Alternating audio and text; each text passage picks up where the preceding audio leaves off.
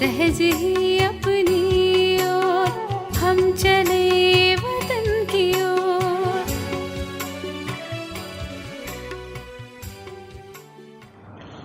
ஆஸ்தியின் அதிகாரியாகவோ ஆகிவிடுகிறீர்கள். அந்த ஆஸ்தியை வாழ்க்கையில் தாரணை செய்து அதன் லாபத்தை எடுப்பது ஒவ்வொருவரின் நிலையை பொறுத்தது.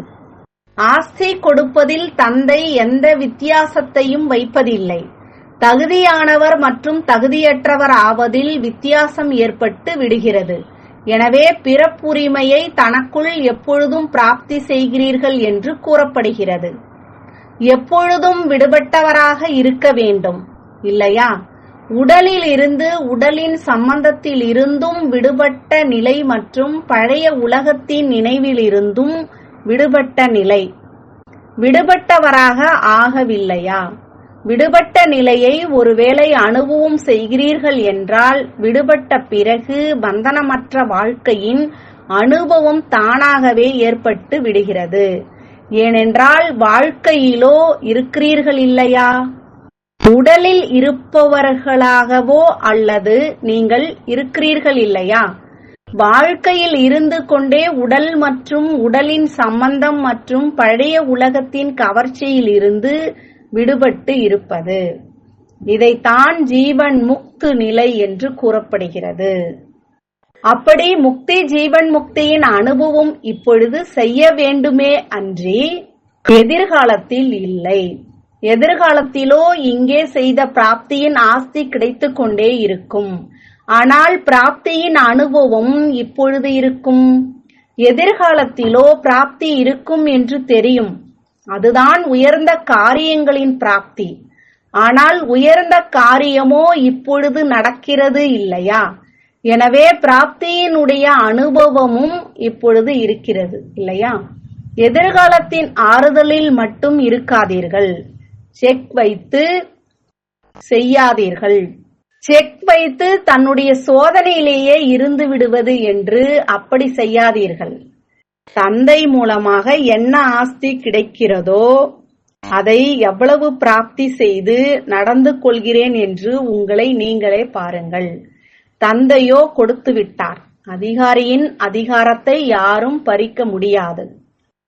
அப்படி நான் அதிகாரி ஆவேன் என்ற இந்த போதையில் நிச்சயத்தில் இருங்கள். கிடைத்திருக்கும் ஆஸ்தியை எங்காவது வீணாக இழந்து விடவில்லையே என்று இதை மட்டும் பாருங்கள். அந்த மாதிரியும் சில குழந்தைகள் இருக்கிறார்கள். அதிகமாக கிடைக்கிறது, ஆனால் அதிகமாகவும் இழக்கிறார்கள். இழக்கும் காரணத்தினால் கிடைத்திருந்தும் ஒன்றுமில்லாதவர்களாக ஆகிவிடுகிறார்கள். அதிகாரியாக இருந்த போதிலும் அடிமையாகி விடுகிறார்கள். அதிகாரம் எப்பொழுது இல்லை என்றால் அவசியம் அடிமைத்தனம் இருக்கும். தடைகளின் அடிமையாகி விடுகிறீர்கள் இல்லையா? ஏனென்றால் அதிகாரத்தை அடையவில்லை. ஒருவேளை எப்பொழுது அதிகாரியாகி நடந்து கொண்டீர்கள் என்றால் ஒரு பொழுதும் தடையின் அடிமையாக முடியாது. இந்த இயற்கையின் உடலின் அடிமையாகவும் ஆகாதீர்கள். எப்படி தந்தை இயற்கையை அடிமையாக்கி வருகிறார்? அவர் அடிமையாவது இல்லை. அதுபோலவே இந்த உடல் அல்லது என்னென்ன இயற்கை இருக்கிறதோ அதை அடிமையாக்கி நடந்து கொள்ள வேண்டுமே அன்றி அடிமையாக கூடாது. நல்லது. கலாபாஜி, அதாவது வித்தை விளையாட்டை பார்த்தீர்களா? வட்டியில் இருப்பவர்கள் இன்று கலாபாஜியை, அதாவது தூங்கி விழுதல், நன்றாக காண்பித்தார்கள். இதன் பிறகு இந்த வித்தையை விளையாட மாட்டீர்கள் இல்லையா? எப்பொழுதும் முக்தி மற்றும் ஜீவன் முக்தியின் அதிகாரத்தின் போதையில் இருக்கக்கூடிய அனைத்து உயர்ந்தவைகளை தாரணை செய்து உயர்ந்த ஆத்துமா ஆகக்கூடிய ஆத்மாக்களுக்கு அன்பு நினைவுகள் மற்றும் நமஸ்காரம். வரதானம்: பற்றுதலை பற்றற்ற நிலையில் மாற்றம் செய்யக்கூடிய சக்தி சொரூபமானவர் ஆகுக.